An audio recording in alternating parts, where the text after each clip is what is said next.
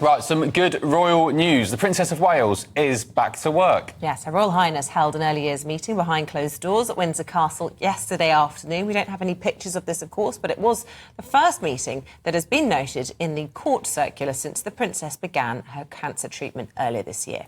And the Prince of Wales has been doing his bit too after carrying out a private visit to 22 Special Air Service Regiment, also known as the SAS, of course, based in Hereford, alongside Kate's return to work. So while Prince Harry's jetting back to the UK on Monday, I think, next week to attend the National 2024 Well Child Awards, the Duke has been a patron for the charity for 16 years, raising awareness and financial contributions to ensure the charity can pursue its mission to improve the quality of life for seriously ill children and their families. Well, let's discuss all of this with former BBC Royal correspondent Michael Cole. Good morning to you, Michael. Gosh, whenever I hear about the Well Child Awards and Prince Harry, I always think about the death of the late Queen, because, of course, Harry and Meghan were over in the UK to attend this very event when disaster struck.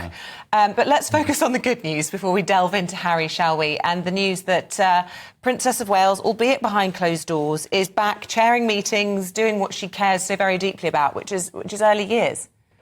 Good morning, Isabel. Good morning, Ben.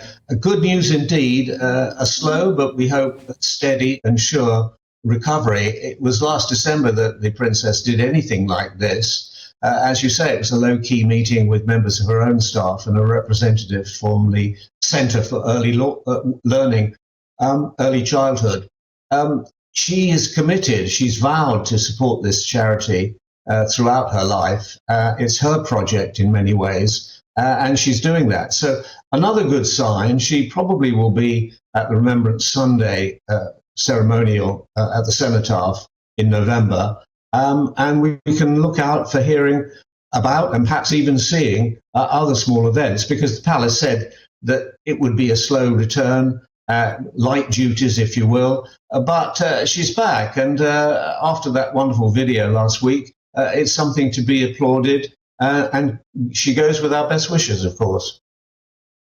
And the Princess is getting back into the swing of things. Prince William, of course, has been working quite courageously whilst his father and wife have been struggling with their health woes. He was at the SAS base yesterday in Hereford. What was he doing there? Well, we won't know very much because they never, ever talk about what they do. The SAS keep their secrets very close to their battle dress. But he went down there. He's been before. Obviously, they'll be briefing him about recent work they've been doing and their preparations for doing, well, usually the unexpected. The SAS never know when they're going to be called upon to do the impossible tasks that they carry out with such vigour and courage. Well, let's talk about Prince Harry then. He is due in the country. He's flying solo. He has done pretty much in the last few years, ever since, I think it was at the funeral of the late Queen, was the last time Meghan was here. A lot of us very happy about that because Meghan has said so many terrible things about the royal family. We don't need to go into all of that. But, you know, is there a thawing in relations? It was Harry's birthday on Sunday. The Prince and Princess of Wales and the royal family wished him a very public happy birthday. Could there be some sort of meeting between the brothers, do you think? I think there are two chances of that, Isabel, slim and none, to be honest with you. If it's a thaw, it's an extremely slow thaw. Wellness, Well Child is a project that he's been involved with for 16 years. He's been a patron. He is really committed to it.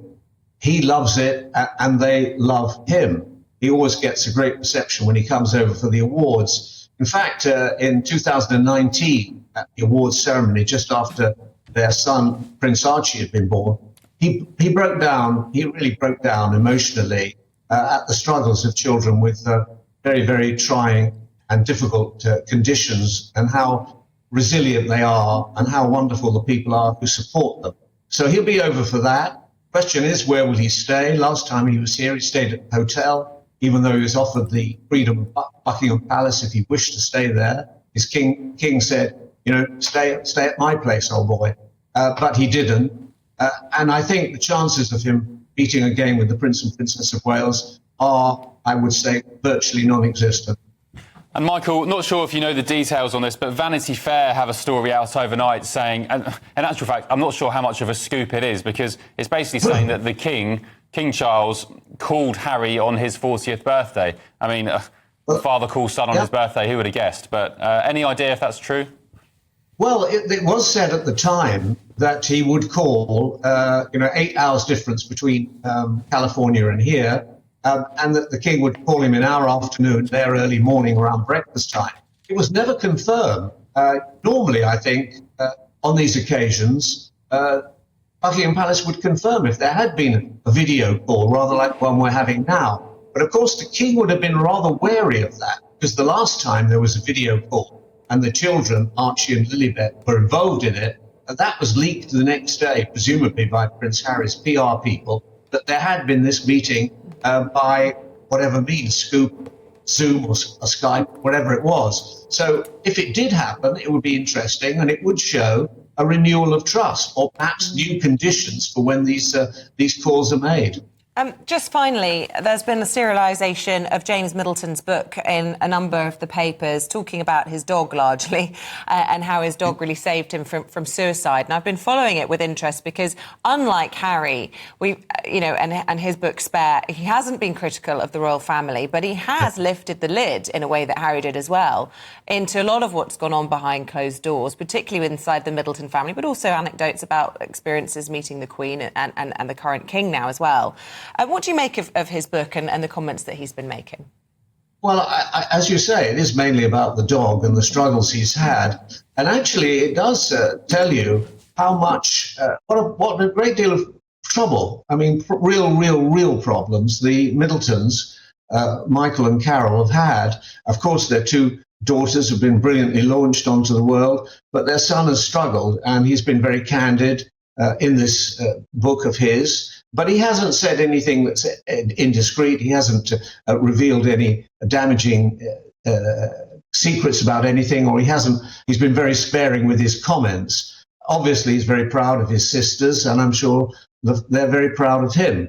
He's had a struggle, and I think he now lives in France most of the time with his charming and rather beautiful wife. And he's obviously more settled, and one wishes him well in that. So, yes, it will. I'm sure it will sell to certain audiences. Anything that's got a dog in it tends to sell these days, and on it goes. Yeah. OK, Michael Colt, thank you very much for that. Appreciate you being with us so early. Great news. Very pleased for the Princess of Wales and, of course, the Wales's family. Yeah. I mean, we have missed her, really, not just, us journalists, because she sells and she's popular and she looks fantastic, but just, the British population have missed her. She's been such an asset to the royal family. I think it's really made us all realise what a big part of it she is. Yeah, I've always controversially said I think the King should have abdicated and skipped and let William and Kate take the throne. I have to say, I agree. It happens a lot in other royal families across Europe. Probably a bit harsh on Charles. Waiting his whole life, the longest heir in waiting in history, I think. But, do we want then William to take over the crown when he's in his 70s as well? Is the monarchy always going to be geriatric? I think when you have the threat, and I argue it is a threat from Harry and Meghan's behaviour, particularly Meghan. I think Harry's just been a bit of a silly boy and gone along with it. But when you have that threat to the monarchy, I think you need to modernise the monarchy and make plans to contest that. And I think William and Kate being rushed into that position would have been a good thing. Although I should say, I think King Charles is doing a fabulous job. So I feel sorry for the King as well, having waited so long, taken the throne, and then he gets hit with his But he's done a great job. He is doing a great job. So we're going to talk now to royal broadcaster Caroline Astin. Caroline, that is good news because it's another sign that she's recovering, although we do know it's quite clear that she's not out of the woods yet with cancer. Absolutely, and I'm sure her engagements, the ones that are published, will be carefully monitored to make sure that her energy levels, her general well-being are considered first and foremost. But great to see her, also talking about one of the causes so dear to her heart, those early years. I mean, after all, she has got 3 of the most photogenic children you could imagine who starred in the, perhaps at times, somewhat controversial video. Lots of debate going on about that. that, about the production values, the glossiness of it, etc. But generally, I think the opinion has been it's great to see her. Wonderful good news that she's well on the road back to recovery, we hope. And to see a family together enjoying the dappled sunlight, the ferns, and of course that wonderful music. Great piece of filmmaking, in my opinion, by Will Waugh. Great job done there. And yes, there she is, such a popular member of the royal family. And I'm sure we've all watched her progress back to this point of re-emergence with hope in our hearts. And I thought her message to fellow sufferers that they're not alone, hand in hand, shoulder to shoulder, and out of darkness, of course, can come bright light. Yeah. Great words from a great lady. And Caroline, talking of re-emergence, we've got the visit of Prince Harry to look forward to this month. Why is he going to be here, and how do you think he'll be greeted? Well, of course, the small handful of charities that he's still attached to following stepping down as a non-working royal, the Well Child Award is a very important one, dealing as it does with disabled and seriously ill children. He was here last year to present awards. That was on September the 7th last year. A charity that was founded, I think it was around about 2005, and he takes it seriously. But of course, rather like Meghan was supposedly and then not cropped from the birthday greeting photograph that was published the other day, she's not in the picture for this visit.